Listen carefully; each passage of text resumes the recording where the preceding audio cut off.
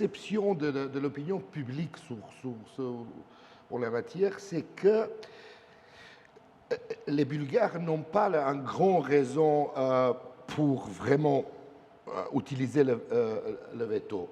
Et la perception des citoyens ici, c'est que derrière les Bulgares, il y a des autres pays qui se cachent parce qu'ils ne veulent pas l'élargissement, tout simplement.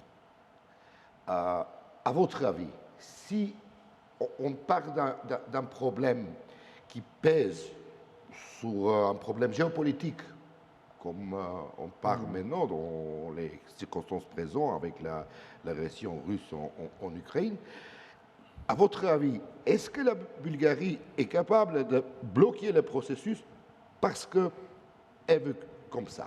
Et tous les autres pays membres sont presque, enfin, sont pas capables du tout de faire quoi que ce soit.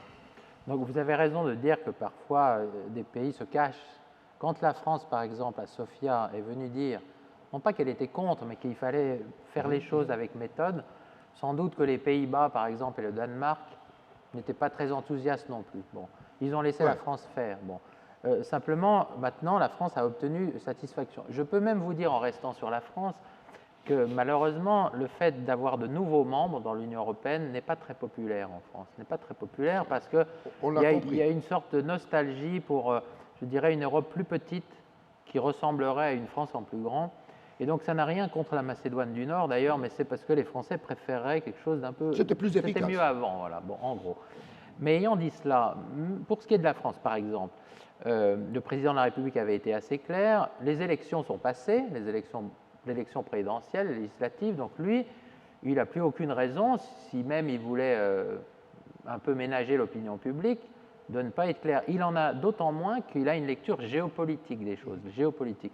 Et je crois que c'est la même chose avec les Pays-Bas, avec le Danemark, parce que tout a changé depuis la guerre en Ukraine. Tout a changé. Il faut maintenant, très clairement, consolider l'Europe, renforcer sa souveraineté face à l'agression russe, face aussi à d'autres périls, la montée en puissance de la Chine, etc. Et donc, ça, c'est quand même la chose qui peut faire absolument bouger les lignes. Et vous me dites la Bulgarie au milieu de tout cela.